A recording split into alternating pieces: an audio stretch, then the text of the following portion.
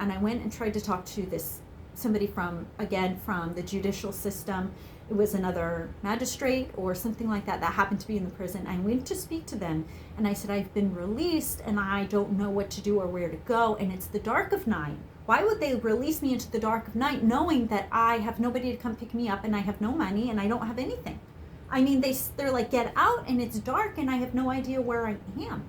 I've never walked around at this hour, and they let me stay there for a little while and saw that I was seizing because I wasn't eating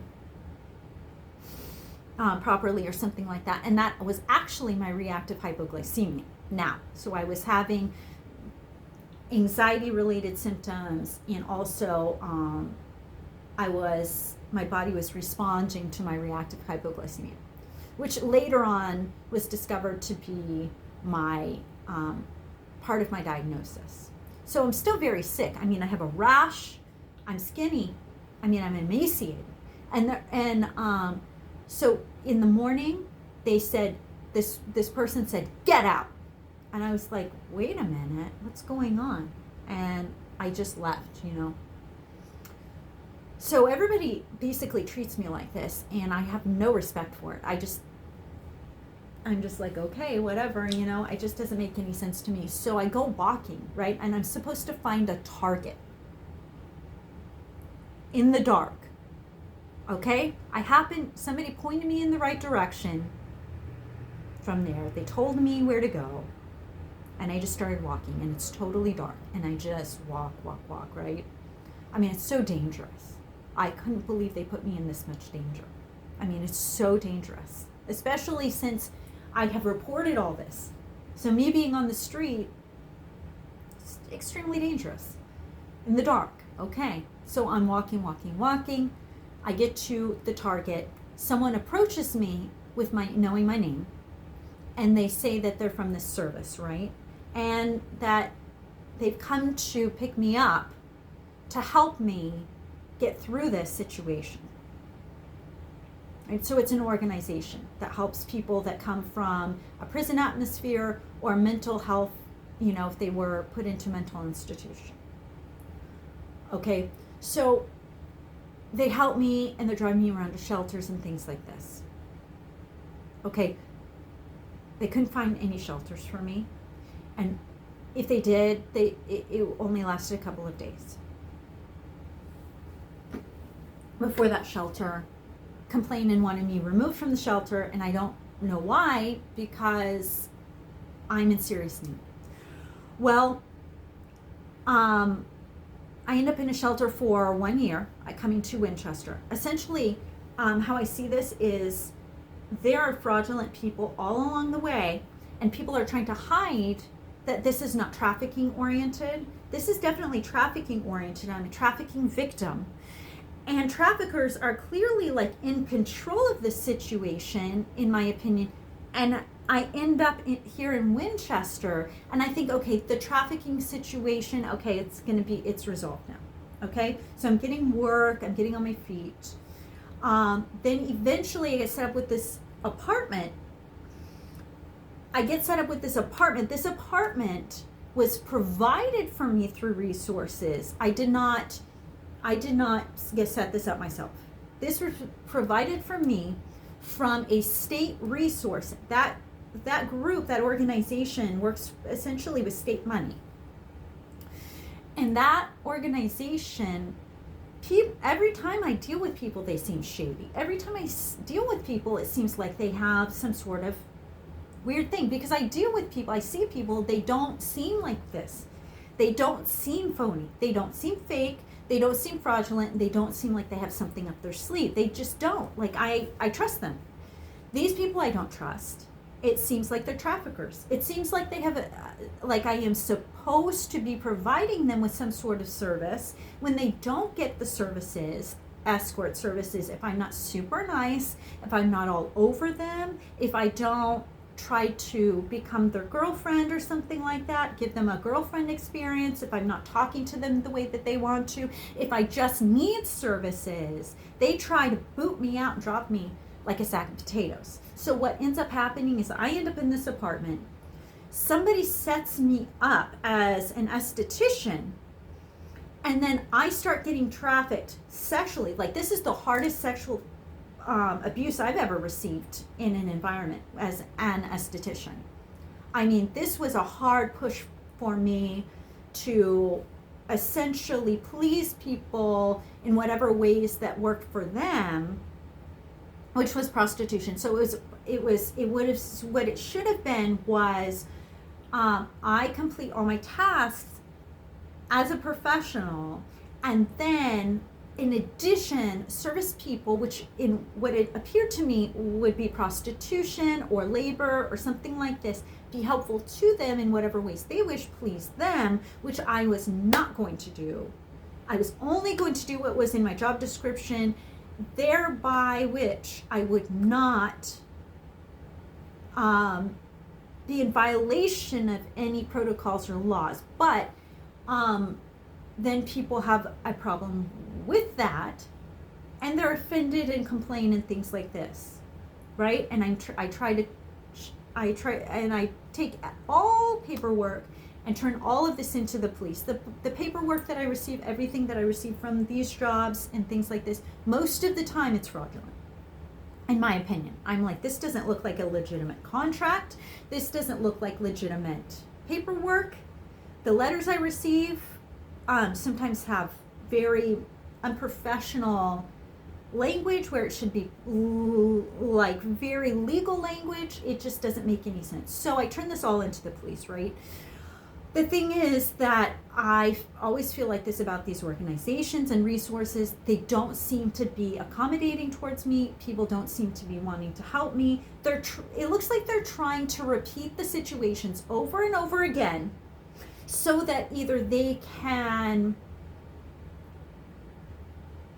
harm me over and over again and traumatize me and trigger me over and over again, so they can push me into psychotic episodes or suicidal episodes because I am just at my wit's end and they're just pushing me absolutely to my breaking point.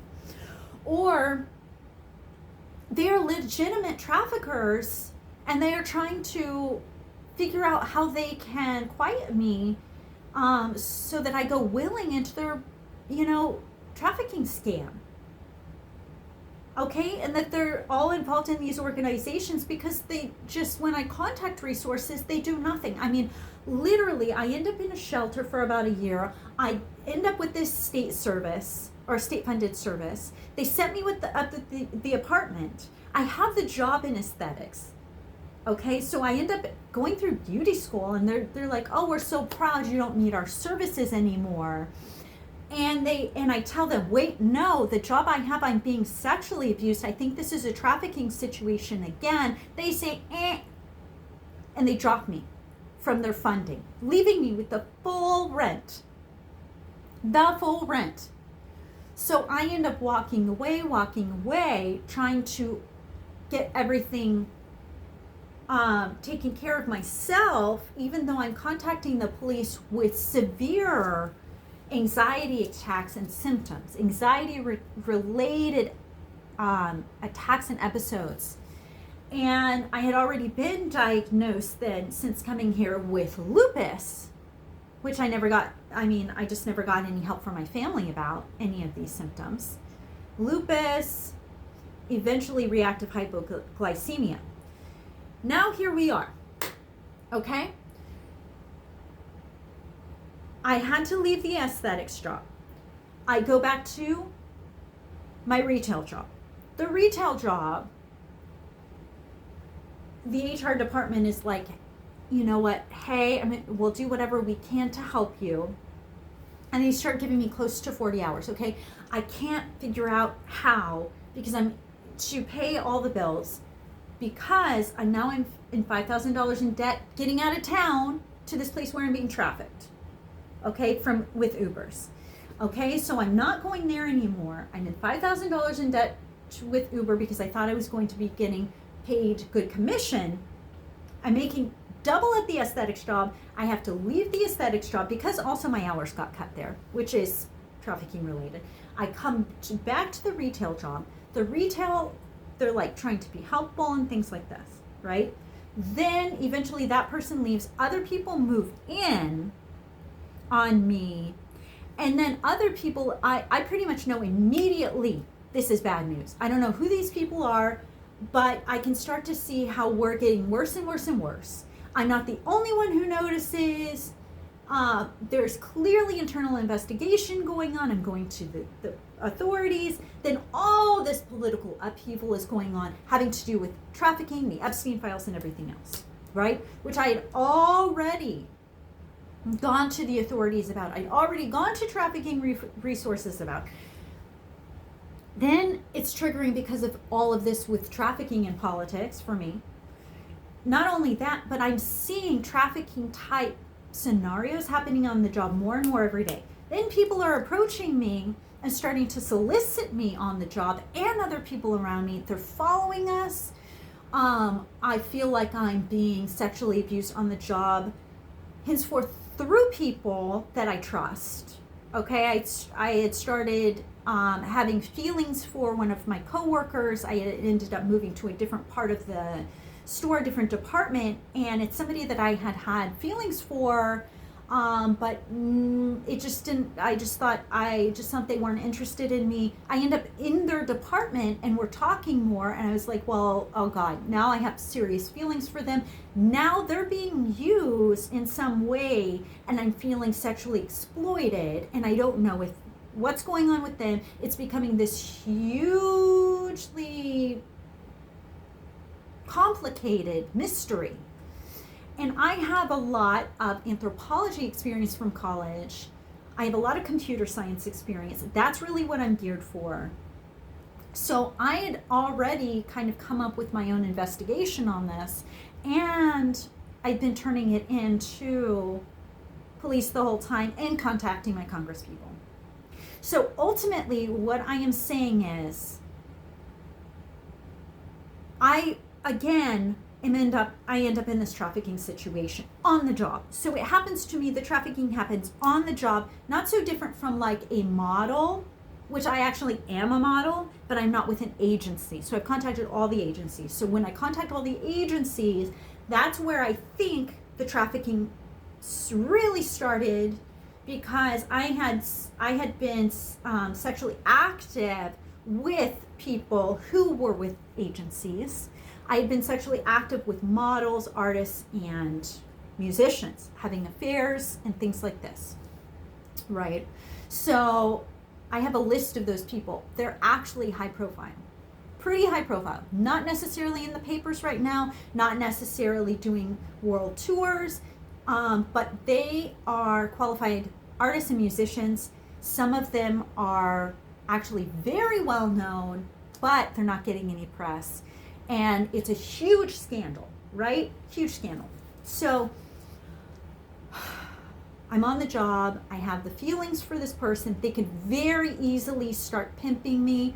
I'm hurt because they're talking to other people, not me. I'm not getting enough information from them.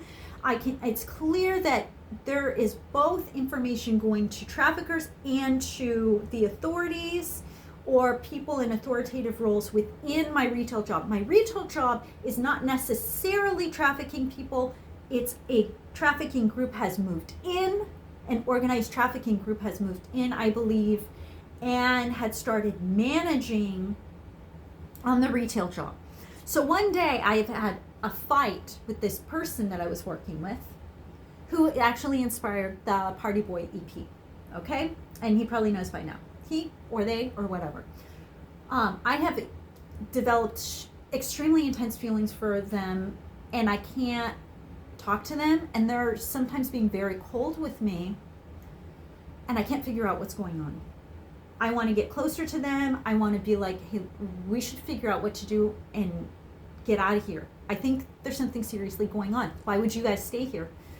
Because they know something's going on, but they're not willing to leave. And I'm like, I've been through this before, and I don't know how to tell them because I can't talk to them for long enough. We got to get back to work. We're being slave driven, and we can't really talk. So the absence doesn't make my heart grow fonder. When I see them, my heart grows fonder. Okay, I decide, okay, they're just hurting me more and more because they're not outreaching to me enough.